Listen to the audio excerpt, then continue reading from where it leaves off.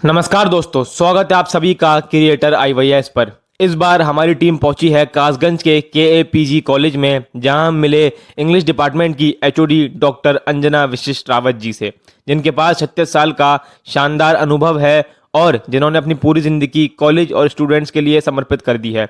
इस खास बातचीत में हमने डिस्कस किया हमारा नया टैगलाइन रंगोत्सव और कैसे रंग हर युग में इंसान की ज़िंदगी को खुशियाँ और पॉजिटिविटी से भर देते हैं, खासकर जब होली बहुत करीब हो। तो इस इंस्पायरिंग कन्वर्सेशन को एंड तक ज़रूर देखिए। सभी दर्शकों को नमस्कार। मुस्कुराता भारत की टीम आज कासगंज में है। शिक्षा का मंदिर एक PG कॉलेज में है और हमारे संग हैं इंग्लिश डिपार्टमेंट की HOD मैम। मैम अपने बारे में बताएं, कॉलेज के बारे में कुछ बताएं। नमस्कार, मैं डॉक्टर अंजना वशिष्ठ रावत हूँ। आज मुस्कुराता भारत की टीम हमारे साथ मौजूद है यहाँ। मैं यहाँ हेड ऑफ द डिपार्टमेंट हूँ KAPG कॉलेज में, अंग्रेजी पढ़ाती हूँ।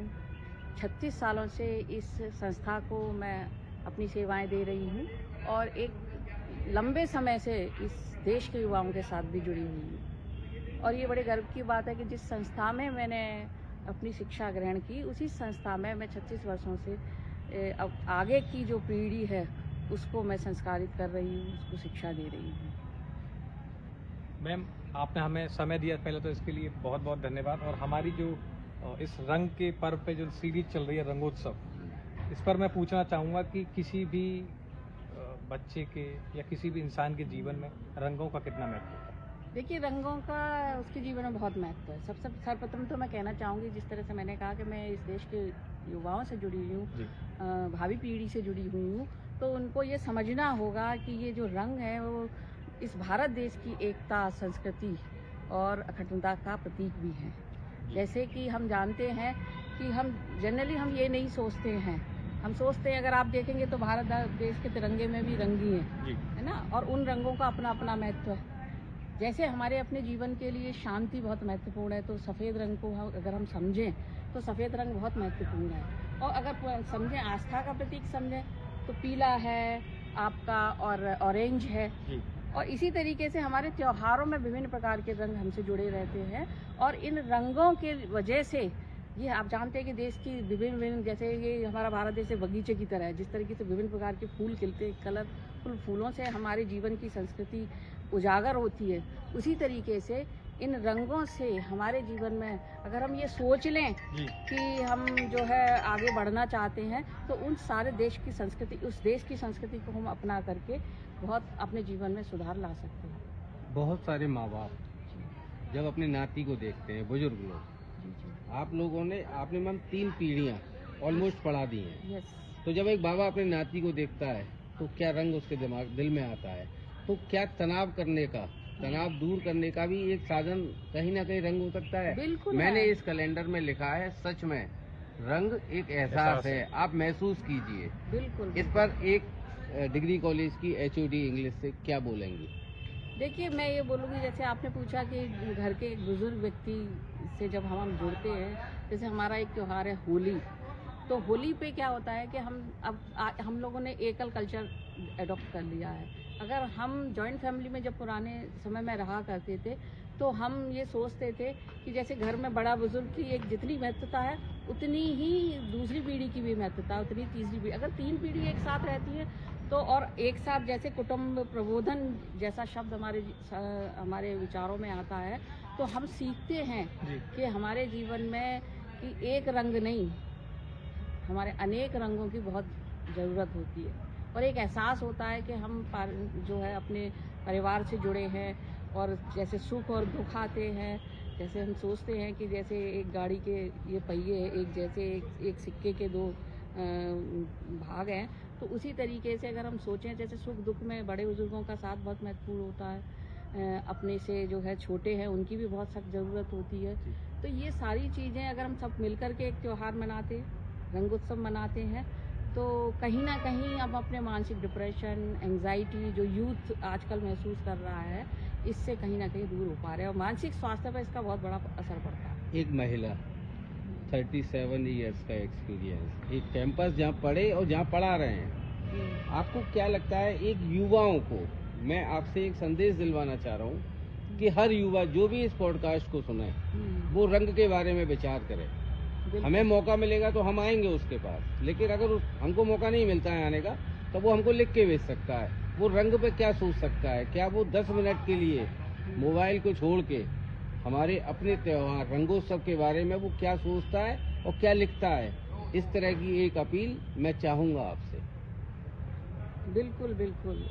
मैं ये चाहूँगी कि जो आज का युवा है वो कहीं ना कहीं अपने पूरे दिन में एक बार 10 मिनट या 5 मिनट भी अगर रंग के बारे में किसी एक ही रंग के बारे में सोचना शुरू कर दे तो मैं समझती हूँ एक हफ्ते में 7 रंग के बारे में वो विचार कर सकता है कि उसके जीवन में कितना महत्व है।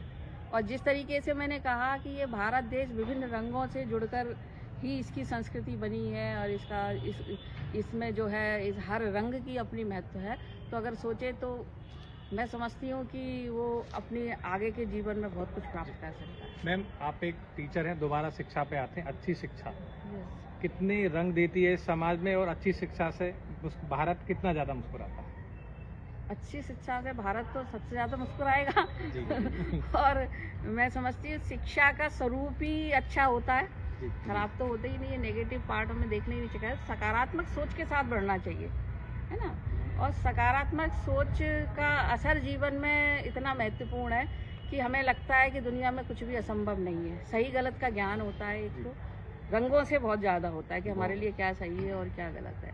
और किसी चौराहे पर खड़े होकर ये विचार करने से, ये कन्फ्यूज़न क्रिएट करने से अच्छा हम अपना रास्ता सही रास्ता अपने जीवन का चुन पाते हैं और ये सोच पाते हैं कि हम जो है शिक्षा अगर अच्छी हमारी होगी तो हमारा भविष्य भी सुरक्षित होगा। और मुस्कुराहट का किसी के भी जीवन में कितना मूल्य होता है? कितने रंग मुस्कुराहट किसी के भी जीवन में भर देती है? बहुत सारे रंग भर देती है, बल्कि सब कुछ मुस्कुराहट से ही है। अगर मन स्वस्थ होगा, है ना, आत्मा शुद्ध होगी, मन पवित्र होगा, विचार अच्छे होंगे, शिक्षा अच्छी होगी, तो मैं समझती हूँ सब कुछ अच्छा होगा जीवन में। तो ये एक दूसरे से जुड़े, ये भी विभिन्न रंग हैं भारत देश के, जो हर युवा को समझने चाहिए कि हमारे जीवन में इन सब का कितना महत्व है। सूर्य प्रतिदिन निकलता है, जी। गंगा लगातार बहती है, वो रुकती नहीं है, अविरल बहती है, सूर्य प्रतिदिन निकलता ही है। यस। आप एक युवा से क्या ऐसा कहना चाहेंगे कि जीवन में कुछ भी असंभव नहीं है? एक शिक्षक एक युवा से क्या कहता है?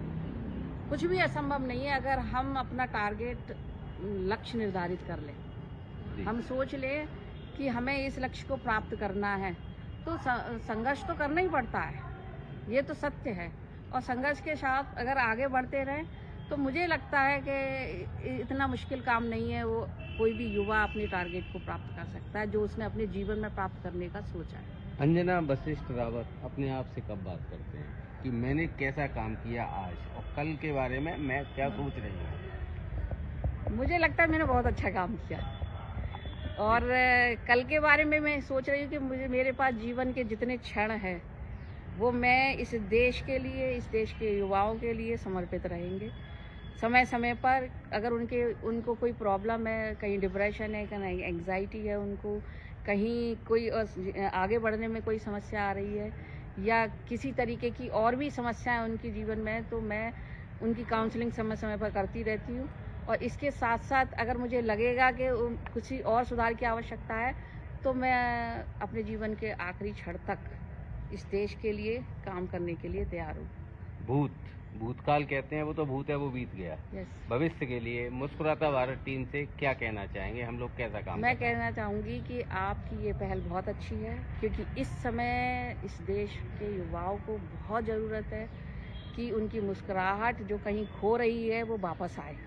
और ये इस मुस्कुराता भारत के माध्यम से ये प्रयास मुझे लग रहा है ज़रूर सार्थक होगा, क्योंकि अगर हम 100 में से 50 को या 60 को भी मुस्कुराहट दे पाते हैं तो ये हम अपनी सफलता ही माने। मैम, आपने समय दिया, होली की बहुत बहुत शुभकामनाएं, रंगोत्सव की बहुत बहुत शुभकामनाएं। आपको भी इस मुस्कुराता भारत की तरह पूरे भारत देश के युवाओं को, बल्कि सभी को होली की बहुत बहुत शुभकामनाएं। Thank you.